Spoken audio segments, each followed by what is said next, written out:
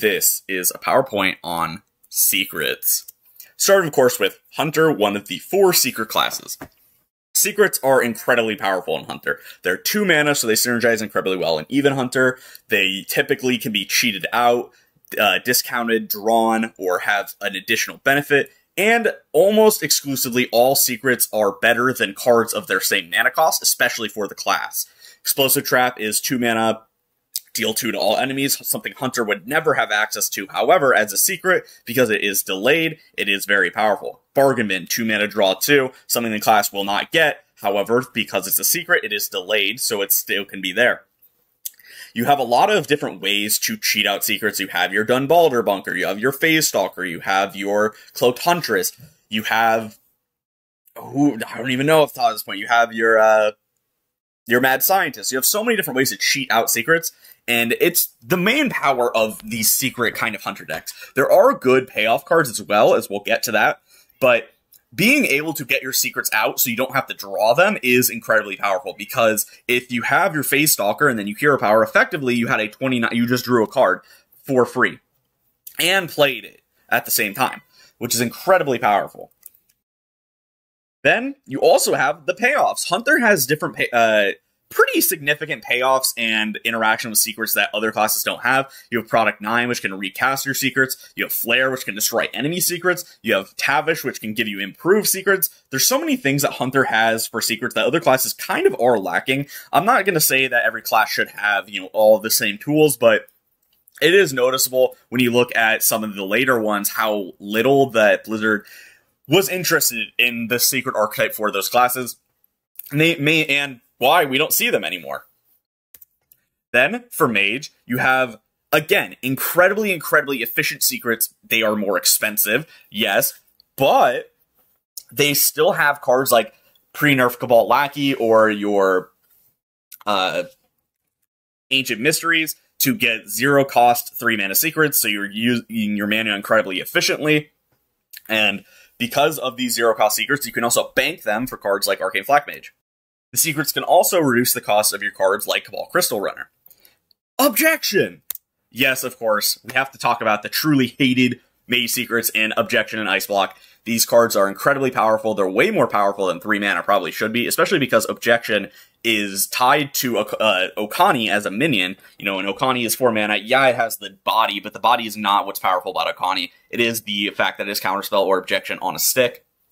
And then you have Ice Block, as an epic. Okani, of course, was a legendary. Ice Block being an epic means you can still run 2 of them, and people hate Ice Block. People have hated Ice Block since the game came out. It was rotated to the Hall of Fame early for a reason, and it's still baffling this card has never been touched. It's probably one of the most hated and complained about cards of all time in this video game, more so than anything else I could ever imagine. It's just incredibly hard to play around them, because Objection beats out secret removal minions, which aren't good to begin with. And aside from Flare and Hunter, there are no neutral cards that can destroy secrets. It's quite strange that they have kept secrets so powerful for so long, but I can kind of get it that it would feel very bad to pay, your 3 mana and then your opponent just deletes it, gets a benefit from it, and then it's very polarizing, and I can completely understand why Blizzard would rather just avoid it and just not print secrets all the time. Then, for Paladin stopped using secrets as of March of the Lich King, I think, when they introduced auras. I think it was March of the Lich King. I actually don't quote me on that. But Paladin secrets were, again, incredibly efficient, being 1 mana to do what usually 2 mana cards are going to give you. Avenge is 1 mana, gain +3/+2. Obviously, Mania has to die is the activation, but it's still 1 mana. Hidden Wisdom is incredibly powerful in Reno Paladin, as it's great into Rogue. It's 1 mana, draw 2. Only after your opponent plays 3 cards, which is not that hard. It's again why Motion Denied is quite good in Hunter, because people are playing more than 3 cards usually almost every turn nowadays.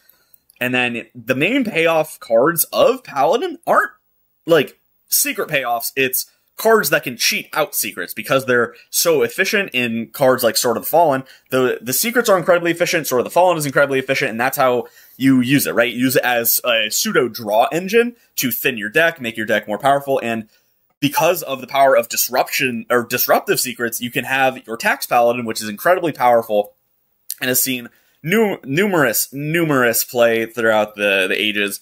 It's just a fan favorite deck as well because it's so good into a lot of degenerate decks. It's an aggro deck that, you know, makes your opponent can't play a lot of cards. You can disrupt them very efficiently. Then for Rogue, Rogue is an interesting case. Rogue is by far the most disruptive intentionally of the secret classes, which is where secrets probably should be as a disruptive tool more than like anything else. When you have cards like Ghastly Gravedigger and Blackjack Stunner, it's pretty obvious as to why. It's hard to quantify Secret Rogue because it's a deck that people really dislike, but it's not very powerful and wild in any way, shape, or form. So it's hard for me to value it, but Shadow Jeweler Hanar, you know, was originally 1/5, got nerfed, it was brought back to the core set, so they never reverted it. This archetype's just very weird. Shadow Jeweler Hanar is just so incredibly inconsistent that it's hard to place why, like, if, you know, Secret Rogue should even come back, in my opinion. It's just so out there that it's hard to place, is all I can really say. It's a, you know, spam your secrets kind of deck. They would have to print so many secret synergy cards for it to even have a chance in standard that they probably wouldn't even bother. Or they bring back Shadow Jeweler Hanar again, which people absolutely despise.